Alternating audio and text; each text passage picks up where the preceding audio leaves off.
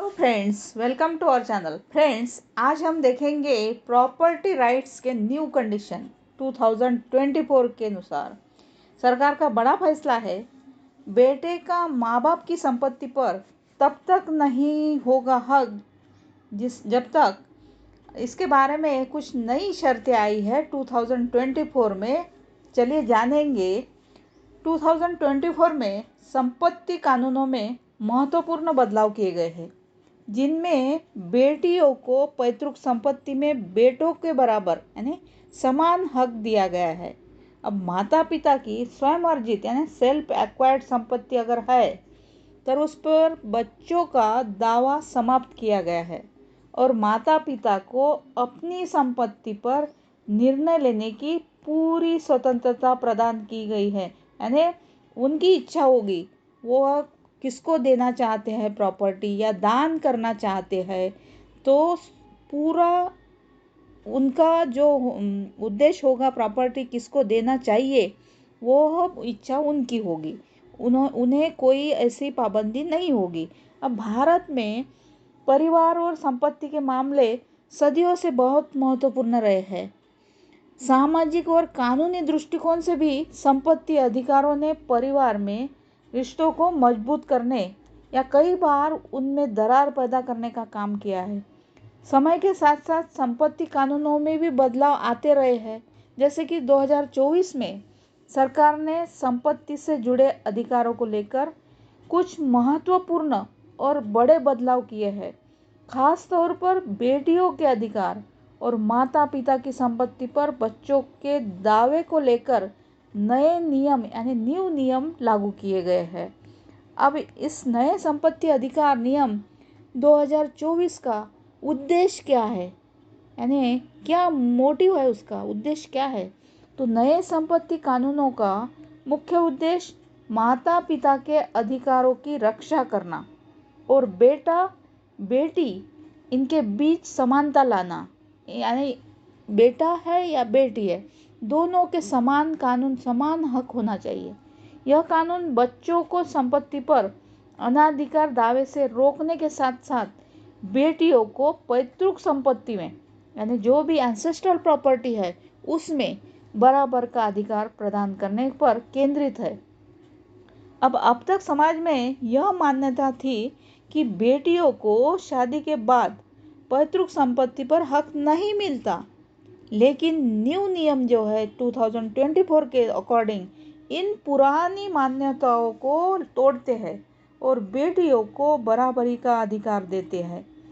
अब second part है स्वयं अर्जित संपत्ति पर माता पिता का पूरा अधिकार। इसमें कुछ चेंजेस किए गए हैं, हम देखेंगे। जैसे कि माता पिता की सेल्फ एक्वायर्ड प्रॉपर्टी है, अब वो प्रॉपर्टी का माता पिता क्या कर सकते हैं?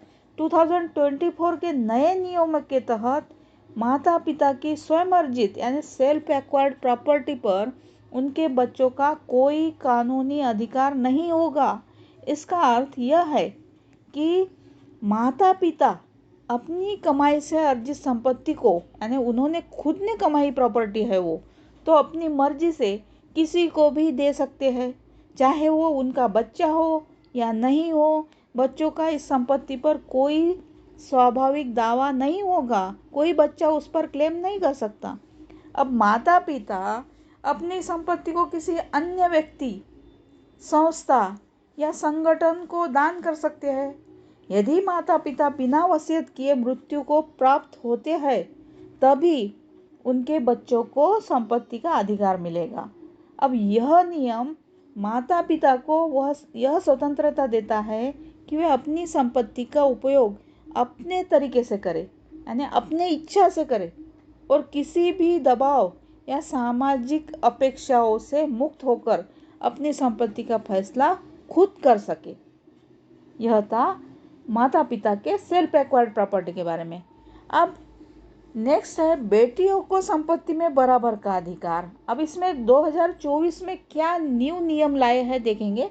जैसे कि पुरानी मान्यता यह थी कि बेटी की शादी के बाद उसका पैतृक संपत्ति पर हक समाप्त हो जाता है, लेकिन न्यू कानून में इसे बदल दिया गया है। अब शादी के बाद भी बेटी को अपने पिता की संपत्ति में हिस्सा मिलेगा। 2024 के नए कानूनों में सबसे बड़ा बदलाव यह है कि अब बेटियों को पैतृक संपत्ति में बेटों के बराबर अधिकार मिलेगा। अब पहले बेटियों को पैतृक संपत्ति में अधिकार सीमित था, यानी लिमिटेड था, खास करके उनके विवाह के बाद। लेकिन अब शादी के बाद भी बेटियों को हक समान रहेगा। जैसे कि बेटियों को पैतृक संपत्ति में बराबर का अधिकार दिया गया है।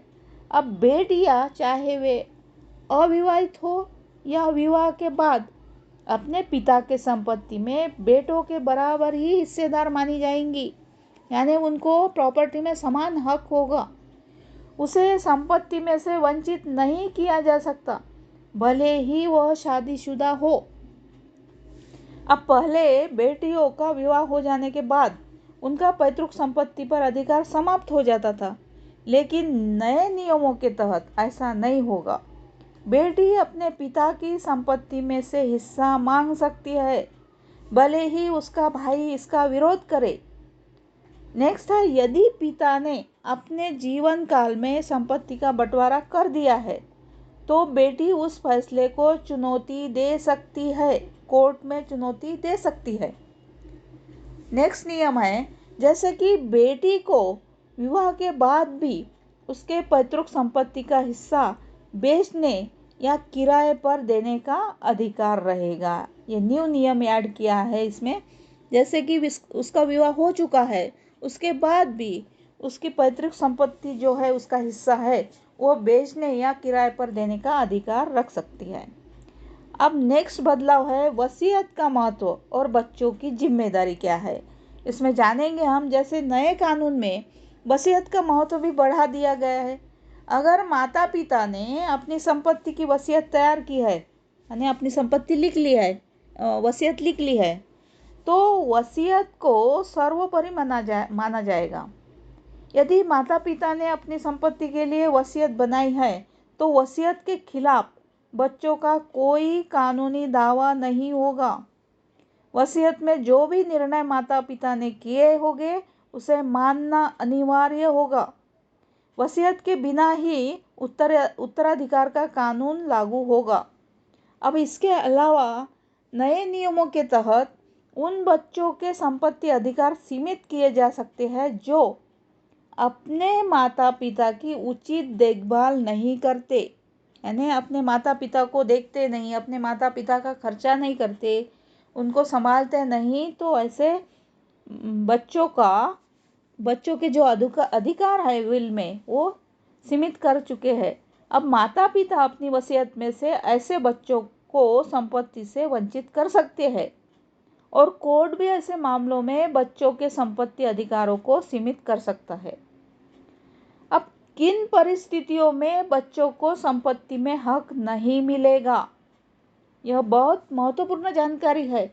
कौन से सिचुएशन में, कौन से ऐसी कंडीशन है कि बच्चों को संपत्ति में हक नहीं मिलेगा। कुछ खास परिस्थितियों में बच्चों को माता पिता की संपत्ति में हक नहीं मिलेगा। उदाहरण के तौर पर, अगर माता पिता ने अपनी संपत्ति किसी अन्य व्यक्ति या संस्था को दान कर दी है तो बच्चों का उस संपत्ति पर कोई अधिकार नहीं होगा। इसके अलावा अगर माता पिता ने अपनी संपत्ति के लिए वसीयत तैयार कर ली है जिसमें बच्चों का संपत्ति से बाहर रखा गया है तो बच्चे उस वसीयत को चुनौती नहीं दे पाएंगे। कुछ धार्मिक कानूनों के अनुसार धर्म परिवर्तन करने वाले बच्चों को भी पैतृक संपत्ति में हक नहीं मिलेगा। इसके साथ ही अगर कोई बच्चा अपने माता पिता की हत्या में शामिल पाया जाता है तो उसे भी संपत्ति से वंचित किया जा सकता है। इन सब कंडीशन में बच्चों को संपत्ति से वंचित किया जा सकता है। अब संपत्ति विवादों से बचने के कुछ उपाय हैं, वह जानेंगे हम। जैसे कि संपत्ति विवादों से बचने के लिए कुछ महत्वपूर्ण कदम उठाए जा सकते हैं। अब माता पिता को अपनी संपत्ति का स्पष्ट बंटवारा करना चाहिए और सभी बच्चों को बराबर का हिस्सा देने की कोशिश करनी चाहिए। इसके साथ ही संपत्ति के बारे में सभी दस्तावेज सही तरीके से तैयार और सुरक्षित रखने चाहिए। अब वसीयत बनाते समय कानूनी सलाह लेना भी बहुत ज़रूरी है ताकि बाद में कोई विवाद न हो और परिवार के सदस्यों के बीच संपत्ति से जुड़े मुद्दों पर खुलकर चर्चा करने से भी भविष्य में होने वाले विवादों को कम किया जा सकता है।